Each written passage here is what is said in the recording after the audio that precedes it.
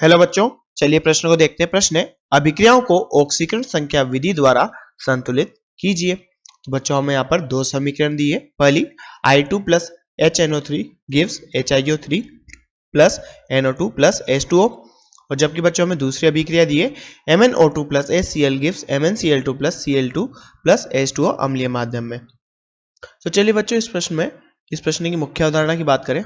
मुख्य अवधारणा,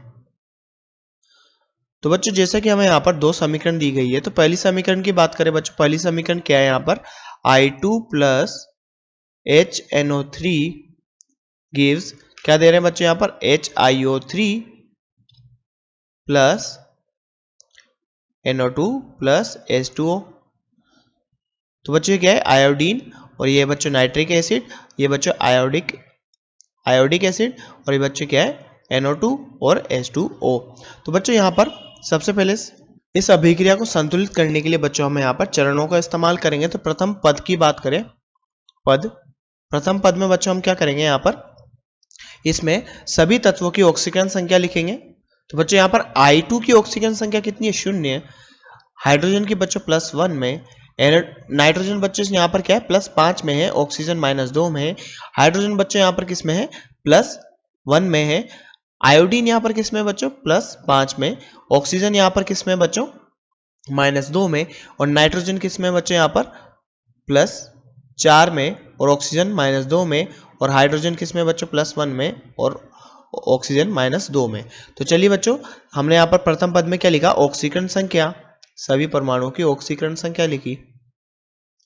अब द्वितीय चरण में हम क्या करेंगे बच्चों, यहाँ पर देखेंगे कि किसकी ऑक्सीकरण संख्या में बदलाव हो रहा है।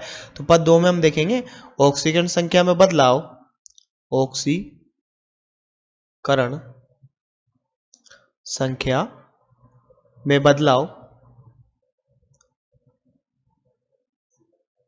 तो बच्चों पहला बदलाव अगर हम यहाँ पर देखें तो I2 यहाँ पर किस में 0 से +5 में जा रहा है, यानी बच्चों यहाँ पर इसका क्या हो रहा है, ऑक्सीकरण हो रहा है। और ऑक्सीकरण बच्चों इसका यहाँ पर हो रहा है, तो ये क्या है, अपचायक। जिसका ऑक्सीकरण होता है बच्चों वो क्या कहलाता है, अपचायक कहलाता है। तो यहाँ पर ये क्या है, ये अपचायक है। अब बच्चों ये अपचायक है तो स्वयं का ऑक्सीकरण कराएगा, सामने वाले का ये कराएगा अपचयन। ये ऑक्सीकरण हो रहा है यहाँ, और ये क्या है अपचायक। अब बच्चों यहाँ पर बात करें HNO3 में नाइट्रोजन की, HNO3 में नाइट्रोजन, तो बच्चों ये कहाँ से कहाँ जा रहा है, +5 से +4 में जा रहा है। तो यहाँ बच्चों इसका क्या हो रहा है, अपचयन। और जिसका अपचयन होता है बच्चों वो क्या होता है, ऑक्सीकारक, ऑक्सीकारक। अब बच्चों तृतीय चरण में हम क्या करेंगे, तृतीय पद में हम यहाँ पर पहचानेंगे बच्चों कि कितने इलेक्ट्रॉन लेने के बाद यहाँ पर ऑक्सीकरण अपचयन हो रहा है। तो बच्चों आयोडीन में, अगर आयोडीन की बात करें तो बच्चों ये कितने इलेक्ट्रॉन दे रहा है, तो बच्चों एक आयोडीन 0 से +5 में जा रहा है, तो ये कितने इलेक्ट्रॉन देगा बच्चों यहाँ पर, तो ये HiO3 में जा रहा है और ये +5 में जा रहा है। तो बच्चों आयोडीन को यहाँ पर संतुलित करें तो यहाँ पर 2 आयोडीन है, तो बच्चों एक आयोडीन को 0 से +5 में जाने के लिए कितने 5 इलेक्ट्रॉन की आवश्यकता होती है। तो बच्चों I2 को 0 से +5 में जाने के लिए बच्चों यहाँ पर एक आयोडीन है, तो यहाँ पर 0 से +5 में जाने के लिए 5 इलेक्ट्रॉन की आवश्यकता है।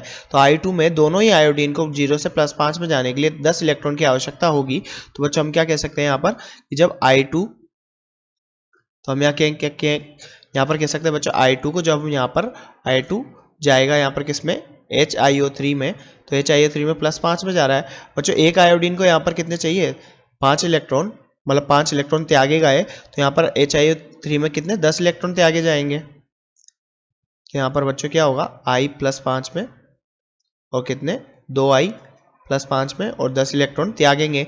जबकि बच्चों यहाँ पर Mn की बात करें, मैग्नीज की, तो यहाँ पर Mn बच्चों +5 से +4 में जा रहा है। तो बच्चों यहाँ पर क्या है, ये एक इलेक्ट्रॉन को ग्रहण कर रहा है। तो Mn +5 से किस में जा रहा है बच्चों, एक इलेक्ट्रॉन लेके Mn +4 में।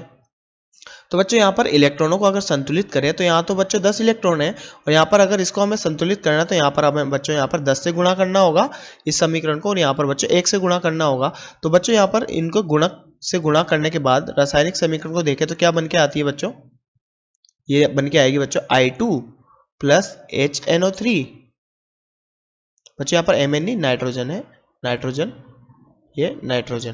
तो बच्चों नाइट्रोजन प्लस 5 से किस में जा रहा है, प्लस 4 में। तो बच्चों I2 प्लस HNO3, बच्चों यहाँ पर क्या देते हैं, HiO3 प्लस बच्चों यहाँ पर क्या देते हैं, NO2 प्लस H2O। अब जैसा कि हमने यहाँ पर देखा I के आगे कितना गुणक लगाया बच्चों, I2 के आगे हमने एक, तो यहाँ पर एक गुणक लगाया बच्चों। ये कौन सा पद नंबर हमारा, पद 4। इसमें I के आगे एक गुणक लगाया और N के आगे कितना लगाना है बच्चों, 10 का, तो ये 10 इसके आगे हमने गुणक लगा दिया। तो बच्चों यहाँ से अगर I को संतुलित किया जाए तो बच्चों ये गुणक लगाने के बाद 5वें चरण में हम क्या करेंगे बच्चों, यहाँ पर समीकरण को संतुलित करने की कोशिश करेंगे इन गुणकों के आधार पर। तो I2 पे 1 लगाया बच्चों और 10 HNO3 यहाँ पर मिलके क्या देते हैं, तो यहाँ HiO3 में बच्चों आयोडीन को संतुलित करें तो यहाँ क्या आएगा, 2 आएगा। और NO2 में बच्चों नाइट्रोजन को संतुलित करें तो यहाँ पर 10 NO2 आएगा प्लस बच्चों H2O। अब बच्चों अगर हम यहाँ पर ऑक्सीजन को संतुलित करना है तो ऑक्सीजन को यहाँ देखें तो यहाँ ऑक्सीजन कितनी है बच्चों, 30, और यहाँ ऑक्सीजन कितनी है, 6 प्लस 20। तो बच्चों यहाँ पर क्या लगाएंगे हम, 4। तो हम यहाँ पर देखें बच्चों सभी परमाणुओं के संतुलित होने का ज्ञात करने के लिए आयोडीन यहाँ पर कितने, 2, और यहाँ पर भी आयोडीन कितने हैं, 2, और यहाँ पर कितने हैं बच्चों, नाइट्रोजन कितने हैं, 10, यहाँ पर भी नाइट्रोजन कितने हैं, 10। और यहाँ पर बात करें किसकी बच्चों, ऑक्सीजन की, ऑक्सीजन 30 है, और यहाँ पर भी ऑक्सीजन कितने हैं बच्चों, 6 प्लस 20 प्लस 4, और यहाँ पर भी बच्चों कितने ऑक्सीजन, 30 ऑक्सीजन है। अब बात करें बच्चों यहाँ हाइड्रोजन की, तो हाइड्रोजन यहाँ पर कितने हैं, 10 हाइड्रोजन है, और यहाँ पर बच्चों हाइड्रोजन की बात की जाए तो हाइड्रोजन कितने हैं, 2 प्लस 8, और यहाँ पर भी 10 हाइड्रोजन है। तो बच्चों यहाँ पर प्रत्येक परमाणु संतुलित है, अर्थात हमारी संतुलित समीकरण ये होगी। तो बच्चों हमारी संतुलित समीकरण क्या होगी, यहाँ पर पहली, तो I के आगे हमने बच्चों 1 लगाया और यहाँ 1 आएगा, यहाँ 10 आएगा, यहाँ बच्चों 2 आएगा, यहाँ 10 और यहाँ 4। तो बच्चों ये संतुलित समीकरण क्या होगी, I2 प्लस 10 HNO3 गिव्स बच्चों यहाँ पर क्या, HiO3 plus NO2 plus H2O, और H2O के आगे बच्चों 4, NO2 के आगे 10 और 2 HiO3। तो बच्चों हमारी पहली संतुलित समीकरण है। अब बच्चों दूसरी संतुलित समीकरण की बात करें तो बच्चों यहाँ पर दूसरी समीकरण क्या है, हमारी दूसरी समीकरण है MnO2 प्लस 2HCl प्लस बच्चों यहाँ पर क्या है, MnO2 प्लस HCl गिव्स बच्चों यहाँ पर क्या दे रहा है, MnCl2 plus Cl2 plus H2O। अब बच्चों यहाँ पर देखें हम तो प्रथम चरण में जैसा कि हमने बात की थी, सबसे पहले हम यहाँ पर क्या लिखेंगे, प्रथम पद में ऑक्सीकरण संख्या, ऑक्सीकरण संख्या। तो बच्चों यहाँ पर Mn की ऑक्सीकरण संख्या कितनी है बच्चों, +4, ऑक्सीजन की -2, हाइड्रोजन की +1, क्लोरीन की -1, यहाँ पर बच्चों कितनी होगी, +2 -1, और बच्चों यहाँ पर Cl2 में क्लोरीन की ऑक्सीकरण संख्या 0 है, यहाँ पर +1 -2। तो बच्चों द्वितीय चरण में हम यहाँ पर देखेंगे किसकी ऑक्सीकरण संख्या में बदलाव हो रहा है। ऑक्सीकरण संख्या को बच्चों हम क्या लिख सकते हैं, ON। तो ON में बदलाव, तो बच्चों यहाँ ON में बदलाव देखें तो Mn बच्चों यहाँ पर किस में जा रहा है, +4 से किस में जा रहा है बच्चों, +2 में जा रहा है। तो यहाँ पर इसका क्या हो रहा है बच्चों, अपचयन हो रहा है। अब अपचयन बच्चों यहाँ पर इसका होगा तो अपचयन जिसका होता है वो क्या होता है बच्चों, ऑक्सीकारक। यहाँ पर ये क्या होगा, ऑक्सीकारक, ऑक्सीकारक।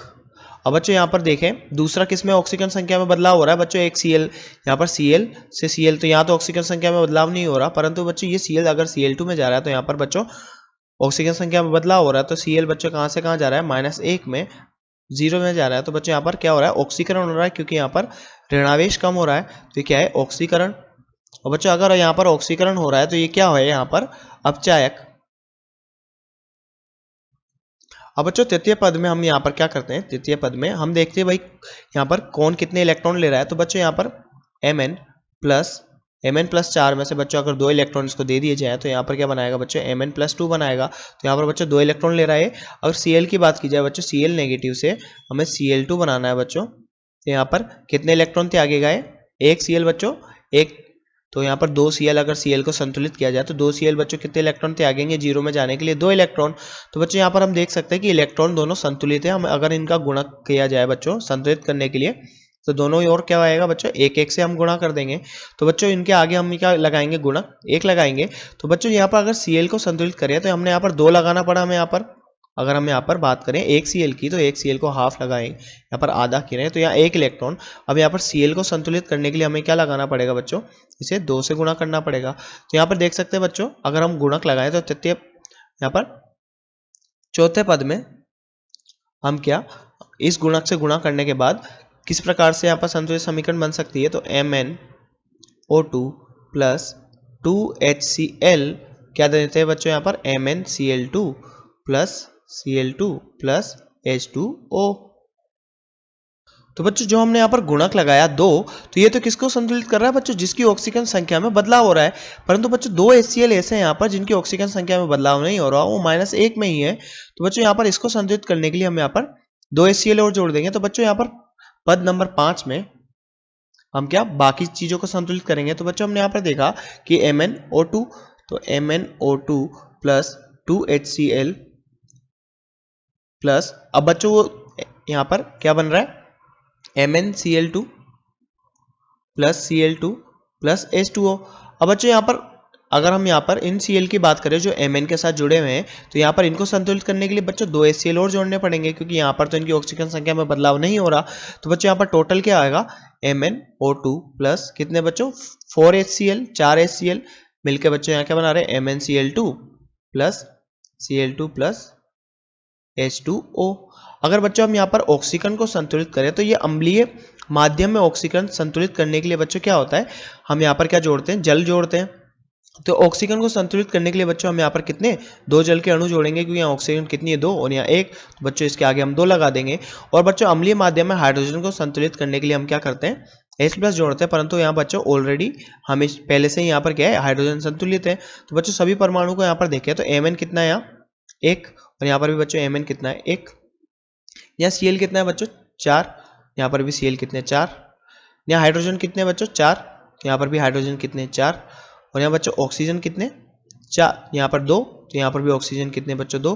तो बच्चों यहाँ पर कह सकते हैं हम सभी परमाणु हमारे संतुलित है। तो हमारे संतुलित समीकरण क्या होगी बच्चों ये, तो यहाँ पर देखें तो ये संतुलित समीकरण हमारी क्या होगी बच्चों, MnO2 प्लस 4HCl क्या देते हैं बच्चों, MnCl2 plus Cl2 plus 2H2O। तो बच्चों ये हमने यहाँ पर दोनों समीकरण को संतुलित कर लिए और ये बच्चों हमारे यहाँ पर सही उत्तर होगा इसका। तो बच्चों आशा करते हैं आपको प्रश्न समझ में आया होगा। धन्यवाद।